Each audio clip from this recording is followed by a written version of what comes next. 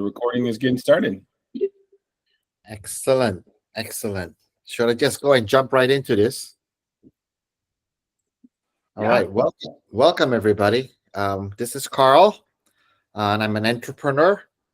I am a leadership specialist, and I also have spent the last, I would say, 40 years involving sales, from door-to-door sales to selling $1 million projects to even selling a football club, believe it or not, in the English Premier League, which is probably my most interesting sale. So fundamentally, I'm a salesperson, and now I'm going around helping with Eagle Venture Fund Asia, with my colleagues here. A couple of our colleagues are joining. I don't see the full screen here, but with Tim here, I see Elvin here. Yeah. So, and Sharir. So we're very actively going out, and we're very grateful that Eagle Venture Fund Asia now has approval from the government. So we're going around and starting to talk to people. The focus on today is actually sales. 10 ways to drive your sales for your SaaS product. But I would like to qualify and say it really doesn't really matter if it's a SaaS product, it's a consulting solution. Eagle Venture Fund, selling ourselves to raise capital. Whether you're selling an Apple laptop, which doesn't really require a lot of selling, to selling a consulting business, it's all sales, and there's a lot of common denominators. I'll try to cover those common denominators. I've got some principles, some frameworks, and some tools. This is all concept, knowledge, and best practices. Try to digest this into 10 kind of bullet points, and I'm hoping that by the end of this, you will be stimulated to reach out to myself personally so we can serve you and help you grow your business. So let's go to the first slide. So a few things to get started. I want to just make sure that I set the stage so we understand. The first things first when it comes to sales, just like anything, is your strategy. So into that. Next slide, please. I call this the 5 pillars of sales performance management. I follow this very strictly. This is almost like my checklist. We will leave this slide for you. You can take screenshots as well. On the left side is all about strategy, planning, positioning, and pricing. Strategy fundamentally is a fancy word for the word options. What are my options, and which option do I choose? How do I know what's wrong and right? Well, as an entrepreneur, you got to test it out. Planning is taking those options, what you've decided your choice is, your direction, a choice, and planning is putting a few things into it. A good plan always has some timelines, activities, outcomes, and resource needed, whether it's money, expertise, competencies. Positioning is about the value proposition, the product positioning, how you benchmark, and pricing. Of course, you guys know what it is. So I would say that one of the very important pillars is actually your strategy, planning, positioning, and pricing. And all these are always in a state of flux, especially when you are a young tech startup. You really don't know what you don't know. This serves as a guiding principle, a guiding framework. And what you want to do is you want to just kind of go back and forth between each one of this and fine-tune your business model to maturity. Obviously, a company like McKinsey or Apple, and I'm using those two very intentionally, or even Coca-Cola very intentionally, is because there's a very mature business model. So the sales model is quite mature. But as a startup, you got to kind of play with these various parameters. Sales process comes down to hunting or farming, and how many steps does it take to get from a lead to sending an invoice out? Competencies are basically also between hunting and farming, your institutional competencies and your competencies of your salesperson, right? Are you now focusing on a season of hunting or season of farming?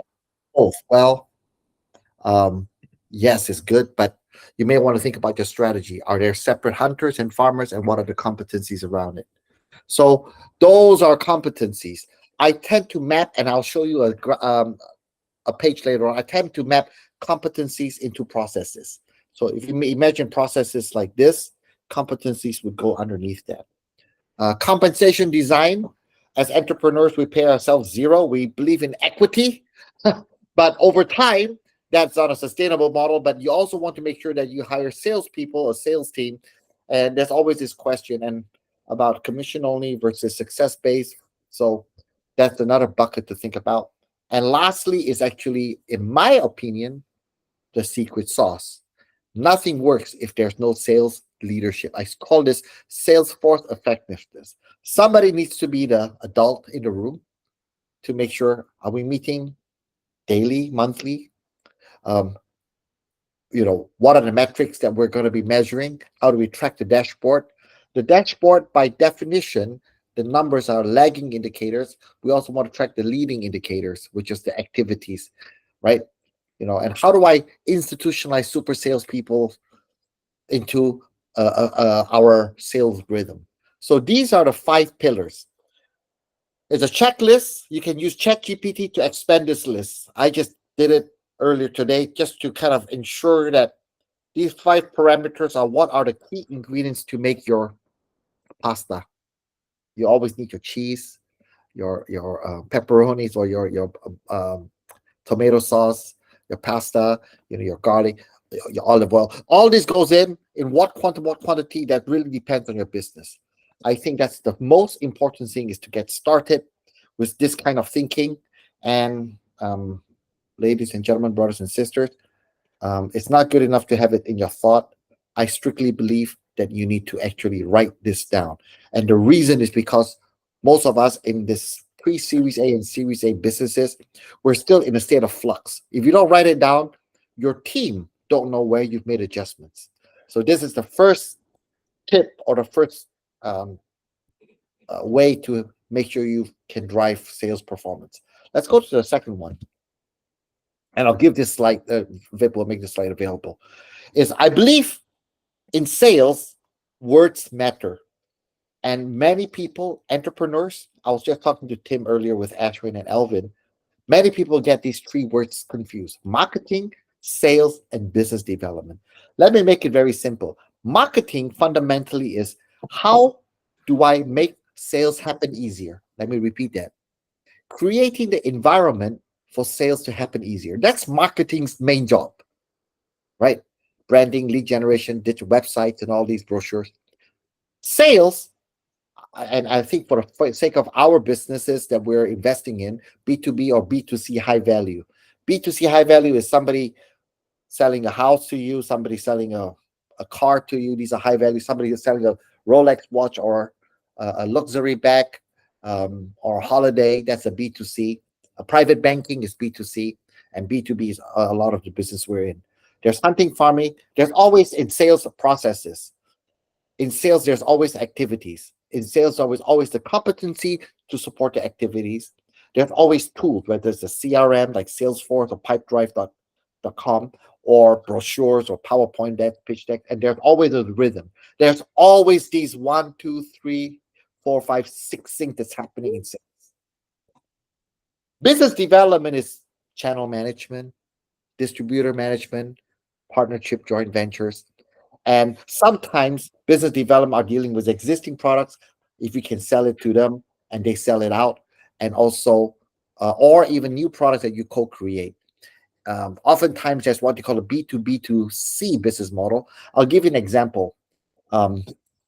If I have this cup here, right? I'm a business, I sell this cup to a supermarket like Walmart, right? A superstore. So Walmart carries it. I sold it to Walmart, but if it sits on the shelf, it gets refunded to me. So I have to help Walmart sell this out. So let's call it sell in and a sell out model. There's distribution models in there. What I want to just achieve with this 1 hour, 45-minute, 1 hour session is to give us words and clarity of thought. And then from this clarity of thought, when we engage with you, and that's my last slide, by the way, then we're able to get a little bit more. We'll come back to that. We'll be able to help you more efficiently and effectively. So with this in mind, next slide, please. Thank you, Vip.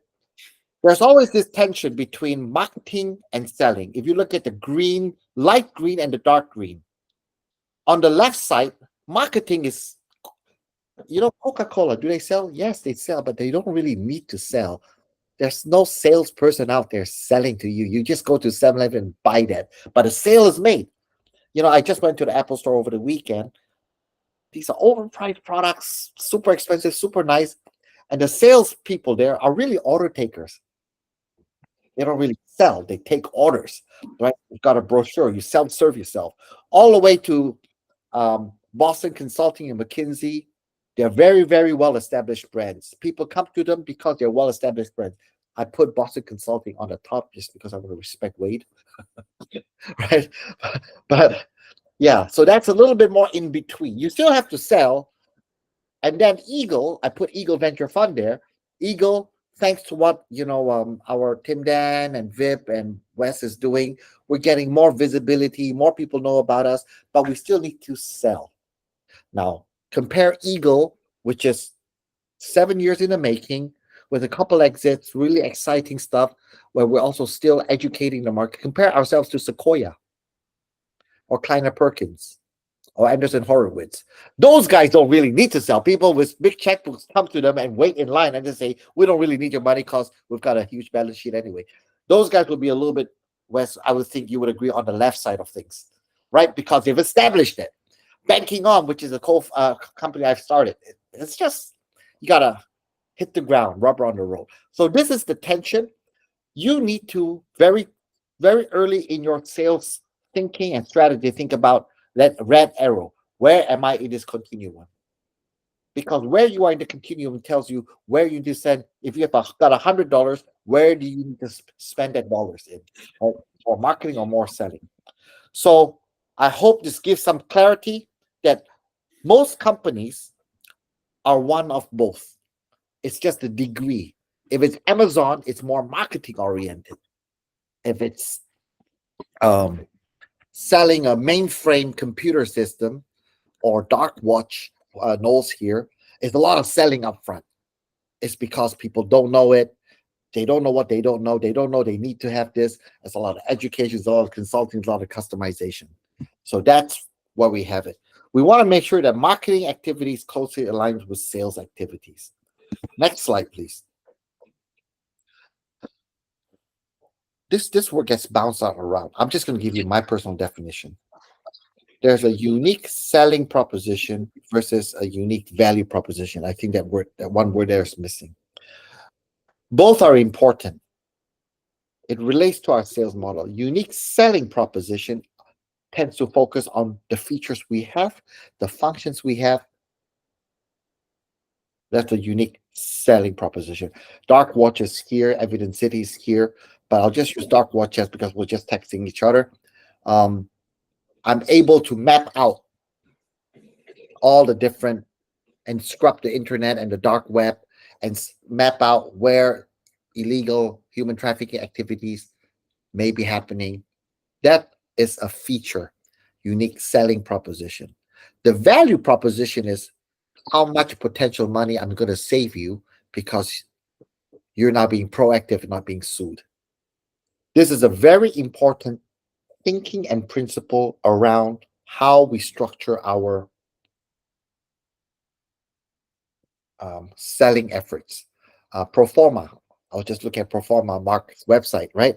Proforma is $199 for the whole suite for the valuation. It provides valuation and all that. That's great. That's a feature.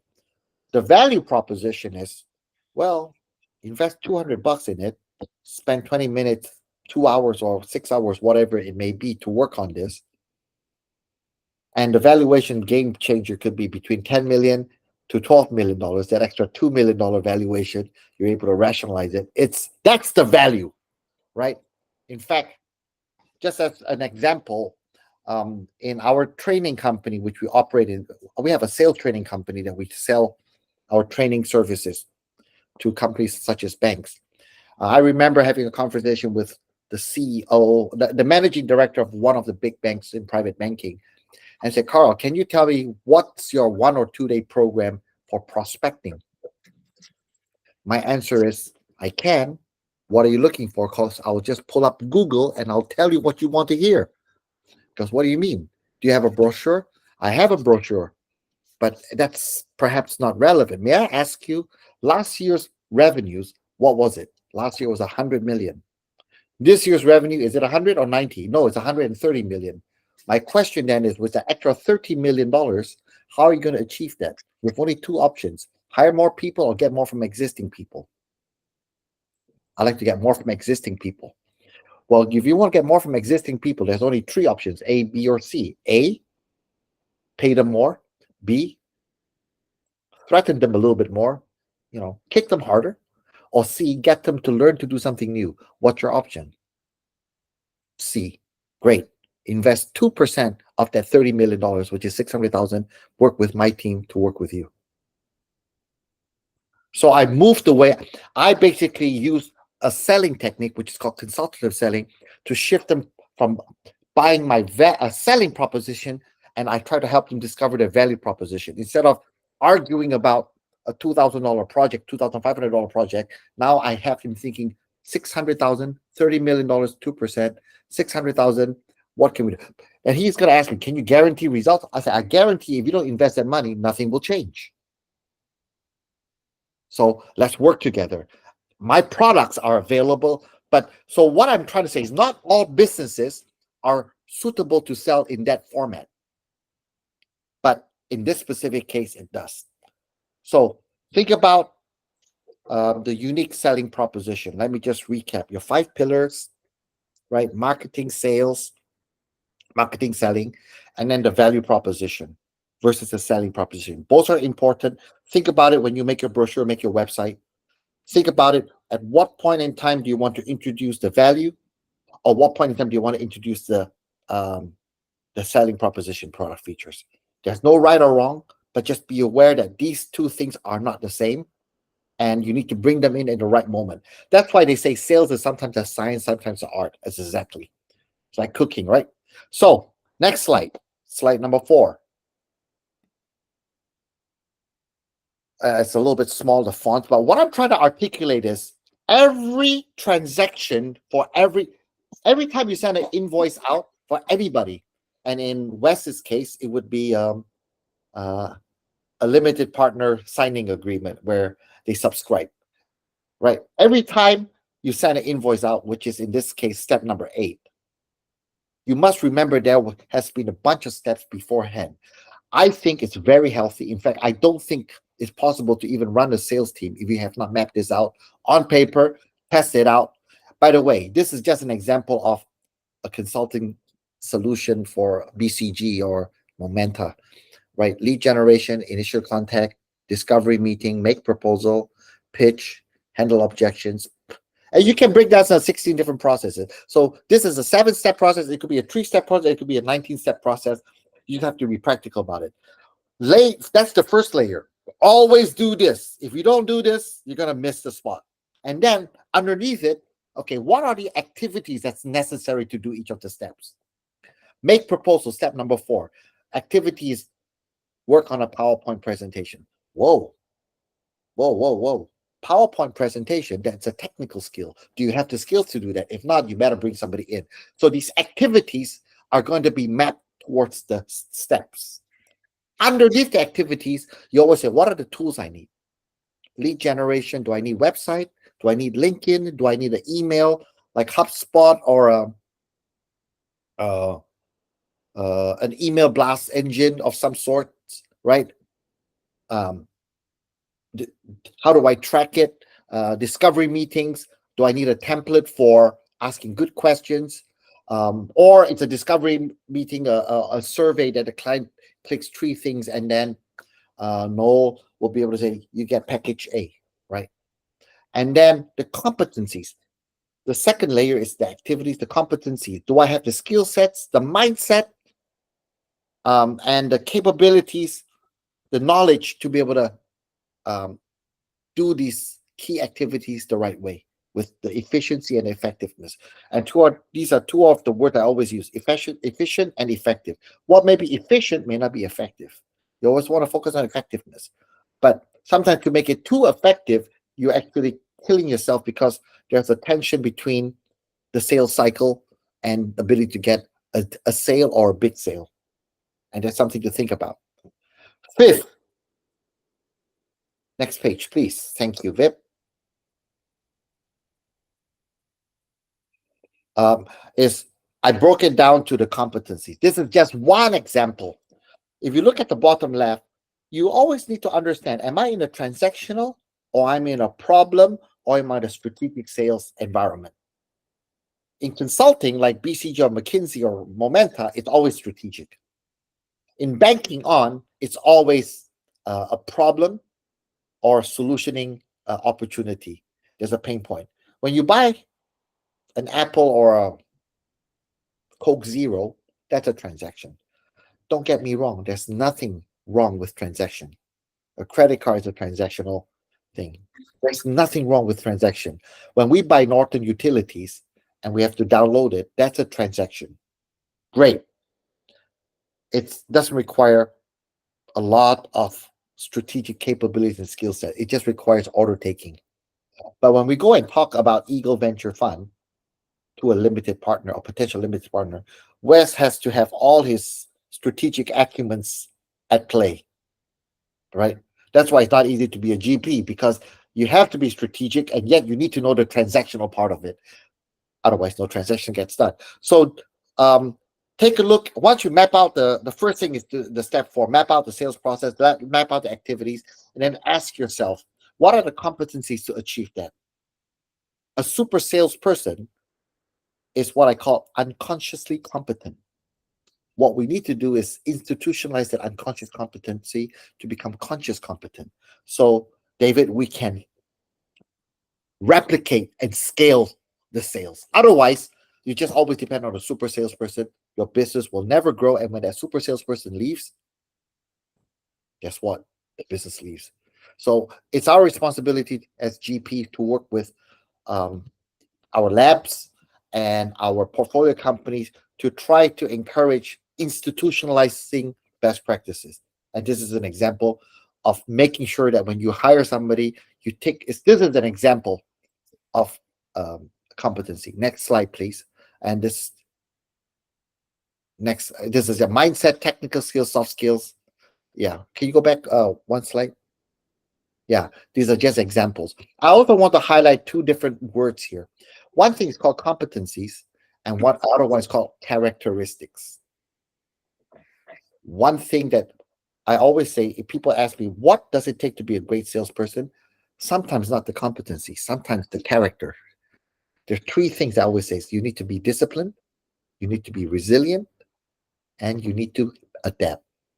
These are the 3 qualities of a world-class salesperson. Let me repeat that. Discipline is everything. Discipline is everything in selling. You have to be disciplined. You have to be resilient, because you will fail. You'll get people to reject you. You got to be, if you're not in the business of having a thick skin, you shouldn't be in sales. Go to do compliance or something, or accounting, right? All good stuff. Nothing wrong. Fund administration. But sales, you have to be resilient, because you'll get rejected. The question is, what's the percentage of rejections? And the third is you got to adapt. Now, if our product is more marketing oriented, then you adapt your messaging and all this other stuff. If it's more sales oriented, then you need to actually adapt your skills, your selling skills. So next, discipline is key. I always like to say, when I do any type of sales engagement with anybody, our portfolio companies, I was just talking to all about this, or with our clients in our training business, in sales training, but I always focus, first things first, get your hunting down proper. If you're not going to hunt and you only focus on farming, eventually you will die. And by the way, if just Wes prayed just now. So if you take it into a Christian context, very straightforward. Evangelism, discipleship. Which one do you need? Both. But if you don't have people coming to the Lord, pretty much, you don't have anybody to disciple. So you need to get this 2 right. Discipleship and evangelism have to go hand in hand. Which is more important? It doesn't matter. They're both important, but you always want to have your pipeline, and we can talk about how to generate leads for that. Okay, next slide, number 7. I want to leave some time for. So this is a little bit tricky and a little bit complex. There are many factors when it comes to pricing. You can go to the nitty-gritty on the left, 10 things: risk, performance matrix, the different segments. And I put in the middle, there's like seven, eight. I just put the most common pricing strategies. You can do benchmarking, or we call market-based pricing. You know, market-based pricing is like the price of orange juice, milk, pork bellies, or gasoline. Market bench pricing is looking at everybody else and see what you're doing. Value-based pricing, the best one is, I guess, when Viagra first came out, it's $80 a pill.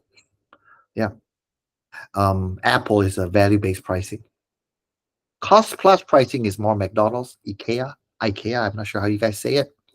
Is basically, here's my cost. How do I price it up? Right. And performance-based pricing is, you pay me as I go along. I own a medical call center in Malaysia called Health Online, and I don't charge any basic retainer service. I just say, if I make one appointment, you pay me for one appointment. That's performance-based pricing. So there's different kinds of pricing strategies, which is better, which is good. I'm not sure. It depends on your business model, your maturity. There's another element that I want to just kind of impress upon us. There's this, what I call econometrics. There's the cost to serve versus the willingness to pay. The cost to serve with the willingness to pay. And there's four different kinds of scenarios. The first is the cost to serve is high, the willingness to pay is high. Ferrari would come to mind. It's Lamborghini comes to mind. It's super expensive to make that, but there's a market for it. I still don't, and I know this is being recorded. I just don't understand why my wife sees a lot of value in some of these luxury bags, Yeah, the cost of service is high, but the willingness to pay. So there's certain kind of brand recognition is very strong, right? Cost to serve is high, and the willingness to pay is low. That's a mismatch, and a lot of startups get stuck there. So what you need to do is to test it out. My cost to serve is high because I got overhead, and you keep thinking about your J curve, and you keep thinking about eventually I'll have some overhead. I'll actually cross that line, and I'll go into a scalable model, and that's what we want. That's what we pray for. That's what we hope. But you have to be very careful. No, we spoke about this in the car. Cost to serve, willingness to pay. That tension. If the willingness to pay, and there's only way to do is to test it out. Then there's a cost to serve is low, and willingness to pay is high. That's the sweet spot. That's what we're trying to figure out. I was just Mark, literally looking at Proforma and Profit Inc. And it seems like that's the sweet spot. You got to, I'm charging you $200, and the willingness to pay is high. The value proposition is actually kind of being articulated there. Yeah, if we've got 5,000 downloads a day, then brilliant. We've got a business model. And then the cost to serve and the willingness to pay is both low. Yeah. In Singapore, one of the favorite stores that my mother likes to go to, and don't knock on it, it's a $1 billion store. It's a $2 store. The whole store is $2. Cost to serve is low, willingness to pay is low. Is that a good model? Well, if you got volume, then that's a fantastic model. So pricing, I think there's 3 different buckets to think about and consider. Next, please. Compensation design. I won't spend too much time, but basically it talks about how do I pay my sales team? We need to set up a kind of a rhythm first, and usually the founder is the person who goes knock on the doors, and learn the whole sales process, and then try to institutionalize the sales process. And then as you institutionalize, you need to hire the right people with the right competencies, or at least train them up to have the right competencies, and you need to design your compensation. Do I do base salary plus commission, base salary plus bonus, commission only, like real estate agents and insurance agents? Nothing wrong with that. They make a lot of money. So there's no right or wrong, but this is something to think about. Number 9 is sales force effective management. One of the biggest mistakes I see everyone in the whole world fall into the trap, even very experienced people, is people tend to manage salespeople by looking at the sales results. By definition, the word result means a lagging indicator. You cannot manage people by lagging indicators. You have to manage them by leading indicators. The question is, what are leading indicators? It's your plan, it's your activities and the behaviors, And these are rhythm. So out of 100 salespeople I've met in my life, there's only one out of 100 that you can just basically let them give, just show me the numbers, bring me the results, because they've got the discipline to drive that. Everybody else, generally, you need to actually, and that one happens to become the entrepreneur, by the way, right? Everybody else, you want to make sure that you're mapping, you're helping them along that sales process, sales activities. And grow is basically a performance coaching methodology. What are your goals? What's a reality? Where are you right now? What are the options, opportunity, and way forward? And we talked last time in our leadership program. There are 4 ways to coach somebody or to engage with your sales team. You direct them, you coach them, you support them, or in that 1 out of 100 case, you just say delegate, just make it happen. Uh, that is that. And my last slide is a simple one. I know, okay, this is just an example of a dashboard as well. You want to have the right dashboards to monitor your leading and lagging indicators. And my last slide is an invitation. Look, I'm available. I serve you guys. I'm running a little bit behind. Rafi, Ray, Wes, and Wade. Mark has been serving the community. Tim has been serving the community. David as well, very intensely. I'm trying to make up for lost time. Um, I'm available on WhatsApp, my email there. Just reach out to me. We'll find a time to do a free sales clinic. Um, I would ask only that you walk through the first 9 points first, write it down so we can banter, have critique, and be able to really add deep value in the first session. And then if there's an additional session that you guys would like to engage, talk to my CEO, Tim. He will send you an invoice. Right, Tim? Sorry. No, we want to serve you guys. 100%. Yeah. No. We want to serve you guys, and we will do it as much as possible with respecting everybody's time constraints. So that's that. Thank you very much. I would love to have questions from you guys. It doesn't have to relate to any of the 10 points or the 9 points. It could be anything. Go for it. Hopefully that provides a good summary. But wait, Tim. Quick question. Yes, no, go ahead. I was going to say, I was thinking about sales leadership, and we just got a new CRO in, and maybe can you help us think through the difference between like a VP of sales or a sales leader that's managing versus a CRO's role in the startup? So generally speaking, when people talk about a chief revenue officer, generally speaking, it's generally leaning a little bit more, making the assumption, and it could be the wrong assumption, but it could be an assumption that I'm leaning more towards marketing, right? VP of sales generally leans a little bit more towards selling. CRO is a sexy title for startups, right? Like CTO. People get confused with CTO and chief product officer. A chief technology officer and a chief product officer is similar but different. What product understands the market, understands what the value proposition is able to communicate with the technology team and be able to communicate and equip the sales team and then find that product market fit. Chief technology officer looks at the tech stack, right? Look at what are the most efficient ways to deliver the technology, to test it out. Very few people have both hats very well. In fact, I'm not trying to brag, but Alexi is one of those that actually has a very good balance there, right, on technology. So I would say no, a chief revenue officer assumes that you're going to be more marketing oriented. It could be right, it could be wrong. I would, before I hire a sales, or if you can have that conversation in that marketing sales tension. Where are you? Are you 50-50 marketing, 50% marketing, 50% sales? If you say you're 50% marketing, then you're almost saying that you have the product market fit pretty much done. If you're not, you still have to sell, then you're still more selling. Because in Darkwatch's case, you're really selling 3 concepts. You're basically selling the concept is it pays not to get sued. That's a concept sale. You have evidence to do that, but it's a concept sale. Second, it pays not to be sued. 2, you need to do something to reduce that risk and which is another concept sale, but that concept sale is more tangible because there are risk registers in banks, right? They have certain kind of risk registers that they have to do risk audits. So we have to figure out where we fit into the audit. And the third thing is a risk that you should be aware of is financing, payment, um, facilitation, fund facilitation around human trafficking and specifically sex trafficking, which is where our product comes in. So that's a selling step.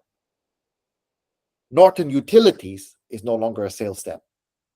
Norton Utilities antivirus is already marketing because it's not necessary to sell somebody. People already get the concept. The question is, do I do Norton or McAfee?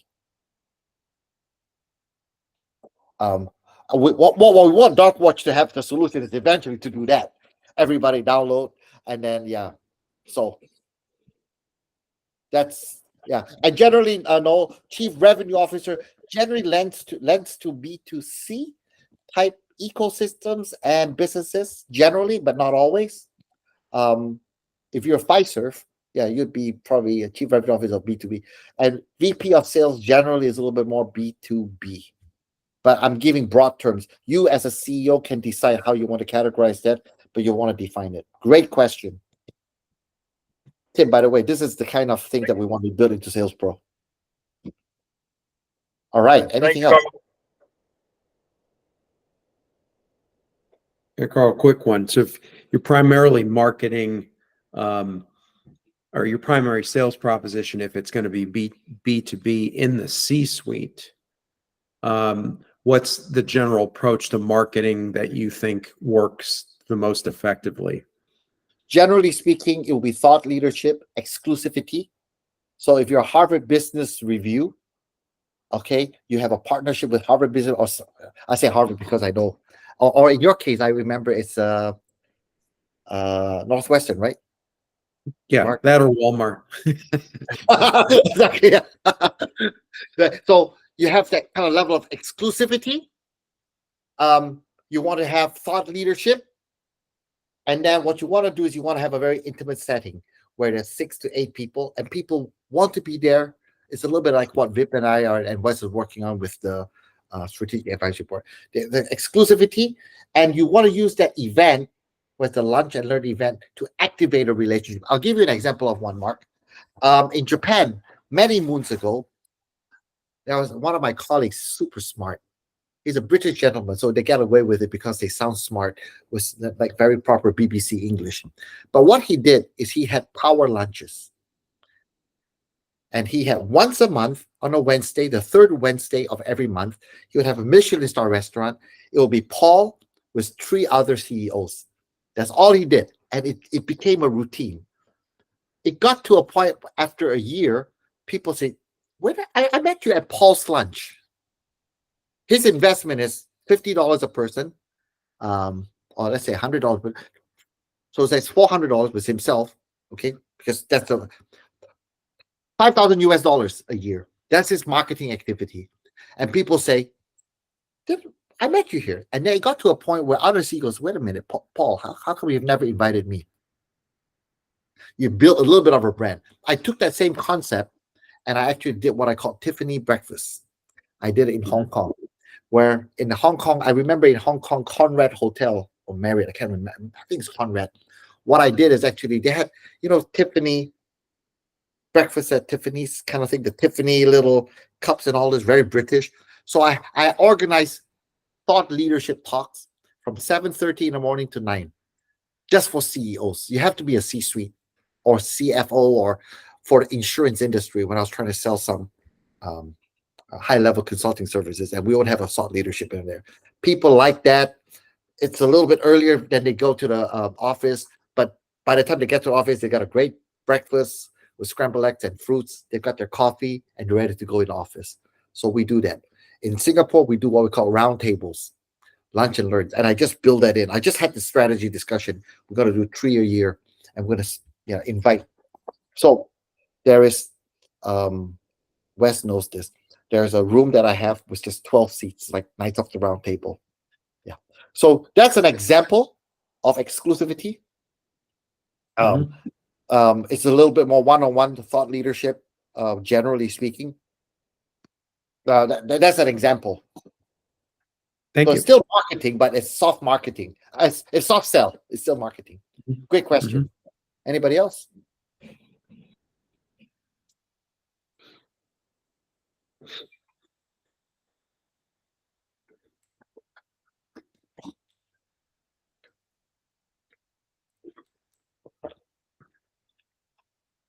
I would even invite you guys to ask yourself this question in that continuum of marketing to selling. And if you say A, B, C, D, E, F, G, A, to 10, 1 to 10, where are you in that number? And how does it affect the way you do your pricing, how you develop your team members, how you develop your sales processes?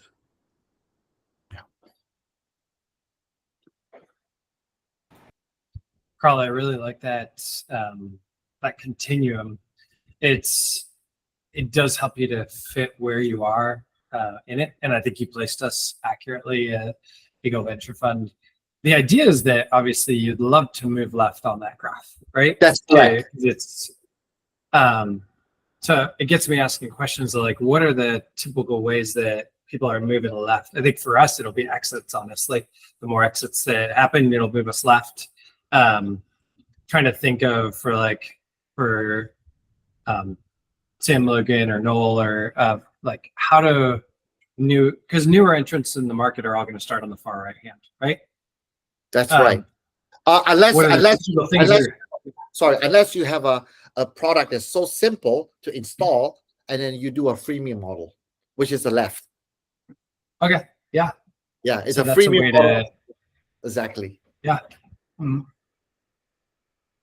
Which lends itself to like Sam, you and David's strategy of having a much lower priced entry product. That can be more a marketing. Because you probably are actually two to three places on that continuum.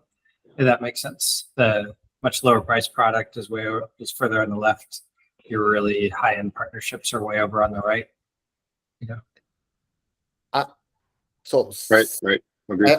I talked to Samuel with Tim Tim Ong, and we understand that's why I was trying to gauge Samuel when we first talked. Where are you? Because the more right you are, the more we depend on you. Yeah, and so it's unless we clone you, it's very hard for us to even scale. So that's the challenge, but it's okay. We need to find that sweet spot or get a basic one. Another example, Wes, is Audience Point. What's his name? Andy Press. Yeah. Andy. Yeah. So Andy sells data analytics, email campaign intelligence box. That's what he sells. It's more selling, although he's supporting marketing activities with email database marketing. My concern was if I generated lead for him, will he actually take that step from lead generation and able to walk through that very fast?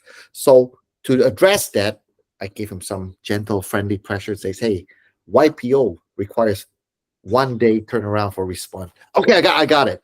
And then second thing is actually our ask should be marketing ask. We should say, we're going to make a white paper. We're going to offer free for you, but you need to have a minimum of 100,000 emails. And we want to show you the before and after and make it as a case study for marketing industry. So Samuel, something to think about. Offer it to the top 3 logistics company free. It's better. Sorry, I'm not telling you what to do, but spend $5,000 to come out here, knock on the doors of the top 3 logistics companies. Says, I want to offer you a free service, and in the next annual summit on supply chain, I want to feature you to say how good you are. Once they bite on that, they cannot not use you. Why? Because they'll be irresponsible. But you'll say, but I don't have, I'm just making an argument because I'm a startup guy too, right? Well, I don't have well, it has to be the principle, and you've got to invest the time. But by sitting and not doing anything and trying to do mass marketing, where's the return on investment? So these are some of the ideas I like to challenge us. And we will certainly, my job is to give you all the different ingredients. I'll show you the kitchen. You're still a master chef. You still decide what is the recipe and how you're going to cook the dish. But my job is to make sure that you know everything in all the kitchen. Using Tim Ong's analogy, here's the deep fryer, here's the frying pan, here's the wok, here's the microwave, here's the steamer. Give you everything you need, and then give you all the ingredients. But you have to decide, are you cooking Chinese food, Italian food, or Spanish paella, and you're still a master chef, right? So those are the kind of dynamics that allow us to articulate strategically and then activate. Activation is a pain in the butt. Yeah, go ahead. Can you talk a little bit about conversion, specifically from like activation events, like your slide 6, you kind of had the lead generation and building a robust sales pipeline. Talk about conversion between like those events or webinars or workshops or trade shows. You know, the launch events. We've attended some things recently. How do you help like with the conversions from those to the actual sales? Okay, great question, Vic. Great question. I call it a sales pipeline. Some people call it sales funnel. Sales funnel just looks like this. Sales pipeline just looks like that. Same thing. There's 4 or 5 important words to have in our mind. The first is this lead a qualified lead? Once you generate the lead, is it qualified? Most of us have gut instincts. Is it qualified or not qualified? Samuel hitting the road, Tim Dan hitting the road. Is this going to be qualified or not? So we all have qualified. Second, from a so is it what I call a suspect to a prospect? What is the conversion ratio? Not everybody that's a suspect is a qualified prospect. A qualified prospect in West's case is likes me, likes Eagle, likes our pitch, have money, and is interested to do something in the next 3 months. That's a qualified prospect. A suspect is have money, like to shop around, talk a lot, but not ready to pull the trigger. So suspect to prospect. Yeah. Suspect to prospect is the first ratio I look at. And then from a qualified prospect to a client or customer, by the way, I want to also make a point. A customer is when you go to Uniqlo or when you go to Target or Walmart and buy something, you're a customer. A client, by definition, is you have a relationship that's a little bit more intimate. Consulting client, not a consulting customer, right? When somebody goes to a restaurant, they're a customer. They're not a client, unless it's an $800 Michelin star per person thing. So, yeah, so suspect to prospect conversion ratio, and it varies. And you want to improve that ratio, and that's why you want to track activities, not results. And then prospect to client ratio. How do we qualify? What are the ratios? And the final thing about that is, how do I make my process even more efficient, that I reduce friction along the process by reducing steps? And that's the ultimate kind of like goal. Instead of taking a free shot or a 2-pointer, I'm getting Steph Curry to do 3-point bombs. Nothing but net. And what that does is actually that process of 7 steps gets reduced 1, get to 6 or 5 steps, because I'm more efficient. And that requires fine-tuning. Once your sales process is mature, fine-tuning and looking at where are the tensions and how can I substitute. And by the way, it works for hunting and farming, right? Sales process is linear for hunting. By definition, hunting is the ratio is the percentage of success is 0, 50, and 100. There's not 80% chance of closing. There's no such thing. Getting a client is binomial. You get the client or you don't get the client. So right? true. Yeah. Now, farming is different. Farming is increasing the share of wallet, a little bit more stickiness. Carl, as a quick follow-up, so moving from suspect to prospect to client, if you take a person, you've met them at the recent conference you were at, or you hosted a meal when you traveled into a new city, that sort of thing, you've discovered a bunch of the people that were suspects, they're potentially now prospects. How are you moving them down the pipeline? Are you typically recommending emails, phone calls? Yes. Putting them into an automated pipeline. What is the process by which you move them from suspect to prospect to client? I will tell you, a failure of mine, and Tim Dan is so gentle and kind.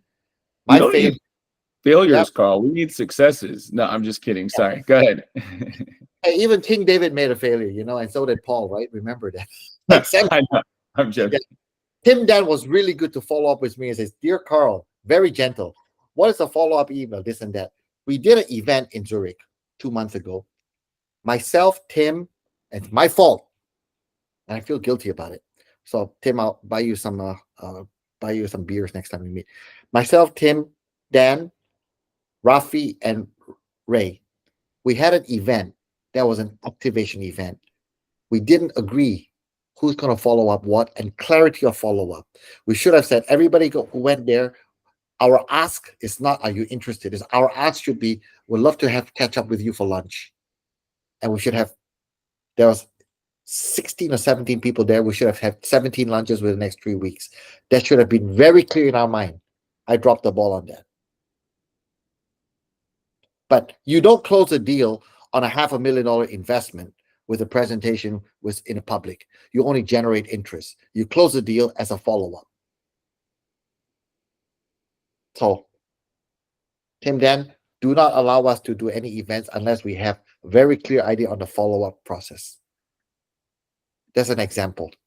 Now, for Singapore, when we did the April event, I'm working with Tim Ong, Ashwin, Alvin here, a couple of our Eagle team in Asia. I'm very clear. And by the way, tomorrow is our workshop to take all that, and you will see that I have the top 30 people I'm going to follow up on, and I'm asking my assistant to start booking lunch appointments. I'm going to invest $100, 30 people, $3,000. $3,000 to get $3 million is pocket change. But it has to be qualified, and I'm going through that list. As an example. So, Wes, I'm making a lot of promises, and I know I'm being recorded, but this is the kind of discipline that So, Vip, did you set me up for failure there? Yeah, don't run for political office, Carl. Yeah. No, this is super helpful. I think just sometimes getting into the practicality of the how is where I think people need to go next. So, for example, I know that in April, you guys had a phenomenal Lions Den event. I heard all the great stories about it. Walking into the next Lions Den event, we should actually have our calendar in our hand and tell people, hey, can I have your number? Actually, can I do you better? Can I come and visit you in Alabama? I would love to kind of sit down and chat. That should be our commitment. I just want to get your feedback about it. You have to have one or two questions to engage. So if there's 3 different opportunities to evaluate, what are the criteria that you use to evaluate investments that has impact? Or that makes you sound very smart, you got to be prepared for this. Then, we'd love to kind of learn from you. Can we come and share a little bit more with your family and see where we can exchange notes? Boom. What are you selling in that event? You're selling the next meeting. You're not selling the fund. Let me repeat that. In Lions Den, what are you selling? The fund? No, you're selling the meeting. And that's my mistake when we did the event in Zurich, but I'm not going to make that mistake again. Interesting. That's a good point. I think the same should have been true for the NCF meetings and stuff, because it's too big of a jump from "Hello, my name is Wes" to "Send me $100,000." Absolutely. We create that. So coming back to Mark's question, that event was an activation event. And then we should actually have with Matthew, hey, look, we're just going to be mentally ready for 20 lunches. And then or dinners and commit to that activity. So instead of being pleasantry, I should just be that. By the way, I would love, you had some great questions just now. Can I just set up a time? Where are you going to be? Florida. Actually, I'm flying to Florida. When are we available? Just make it. Yeah. But we need to qualify because some people there was just for the free cheese and the free wine, which is not wrong, but they can be our ambassadors. So we have to qualify the lead from suspect to prospect. Great question. Anybody else? 3 minutes.